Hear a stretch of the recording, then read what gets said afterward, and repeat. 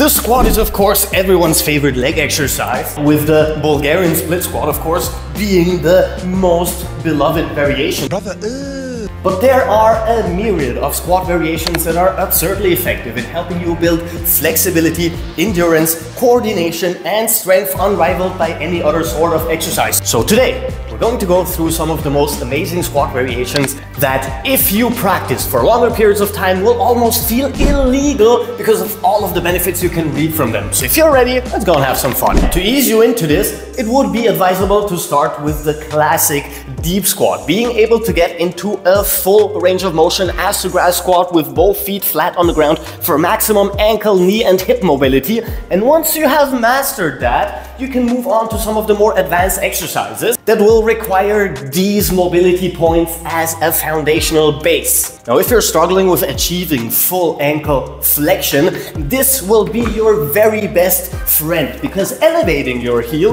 will give you more space to lower down into a deeper position, and over time you can reduce that elevation below your heel until you are fully flat with both toes and both heels all the way down. This will not only help you while doing classic squats, but will also be very beneficial for doing, for instance, pistol squats, dragon squats, and all kinds of more advanced variations that you can already start working on while you are practicing your classic squat progression.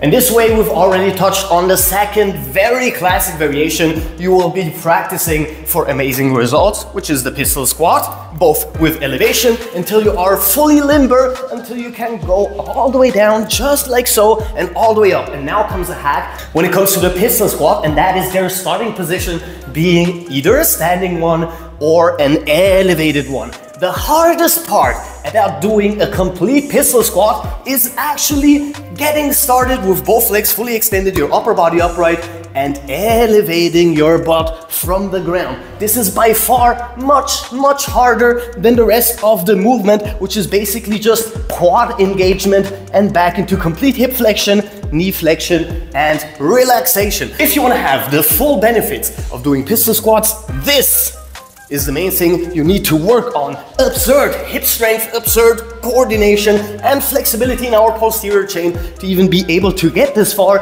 and absurd engagement in our core.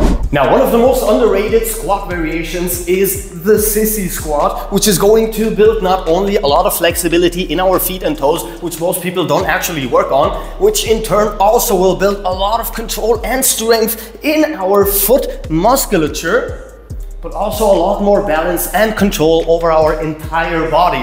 The difference being we are raising our heels this time instead of staying fully flat, which means that we're going more into ankle flexion than we would with a classic squat variation, meaning that you are working on exactly what we require to be able to flatten our feet when we are lowering down completely. Not to mention that we have a lot of core activation and a lot of flexibility in our anterior chain if we do everything correctly. And this exercise leaves a lot of ways to play around with the movement and work on those specific aspects separately or all together, depending on what is your goal. With a close relative of this exercise being the hack squat, using a barbell behind our back and lowering down all the way and up all the way, building a massive amount of foot strength and having maximum quad engagement while we are squatting. This is especially important for people who do a lot of high back squats and are engaging a lot more of their posterior chain than they are their anterior chain. Not to mention all the amazing benefits to our knee mobility and once again to our ankle mobility. Now, while this isn't a squat per se, the duck walk is a staple in anyone who's done some advanced martial arts, specifically grappling before, because the amounts of benefits you have with this exercise are simply amazing. And if you think you have felt your quads burning before, I can guarantee you haven't until you've done this exercise. We have massive amounts of hip and quad engagement. We have a lot of flexibility going on in our lower leg musculature, especially in our feet once more, rolling over our toes, pushing into complete complete flexion, and we have insane amounts of hip flexor engagement as well. Our anterior chain is basically working overtime, not only to keep us upright, but also to go through this movement fluently and for longer than just 2 steps without completely burning out. Add it to your repertoire, and trust me, you will never go back to skipping this one. Now, of course, there is no way to talk about advanced squat variations without mentioning the dragon squat, and this one will pretty much be one of the most advanced exercises we will cover today. I've already talked about it in this video before, but if you can, this exercise will basically combine everything we need when it comes to fitness in general. Flexibility, coordination, strength, balance, basically a full body exercise. And even I, who has a lot of flexibility, a lot of mobility in general, and coordination, still struggles a little bit with going through this variation perfectly, which means that I have my work cut out for me. And at this point, so do you. Now let's get to my personal favorite variation, and anyone who's been on this channel for longer than a week or two has basically seen me demonstrate this exercise multiple times, and that would be the Cossack squat, because the amount of variations with the Cossack are just insane, and it is so adaptable depending on which kind of muscles you want to activate, what kind of range of motion you want to work on, and even how much of your upper body you want to add. Not to mention that you can work dynamically, you can work statically, and of course you could work ballistically, adding amounts of explosiveness that would be very hard to add with a lot of other squatting exercises without basically popping a knee. For all kinds of variations and amazing benefits from the Cossack squat, you can check out this progression where we go through almost a dozen variations. So go check it out if you want to advance your Cossack squat as well.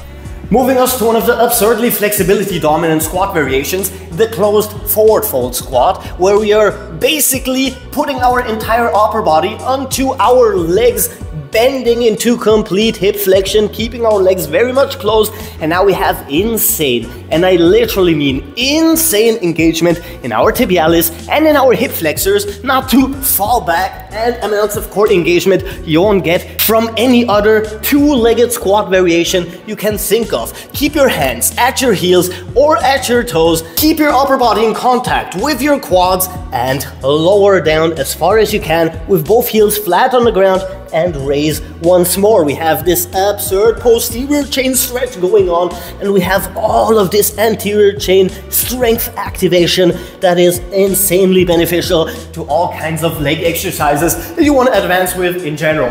This brings us to our closing exercise, and one that has been practiced for thousands of years. I'm not even exaggerating. Standing in a wider stance with our feet almost parallel, we're going to lower into a horse stance. Now, the Shaolin have basically perfected this exercise as a torture method for people who want to build static strength and for people who they hate a lot. Because if you are standing in this position, especially as you can see, after a hard leg workout, you will start shaking like your mom's vibrator. But don't worry about that, because that is exactly what we need to strengthen our quads and to strengthen our leg musculature to an absurd degree. And static exercises in general have this property of being very demanding, even though we are just standing around doing basically nothing. The amount of engagement is basically crazy, and the longer you can hold this position, the more torturous it will become. And if you can aim for 2 to 3 minutes or even 5, the glute and quad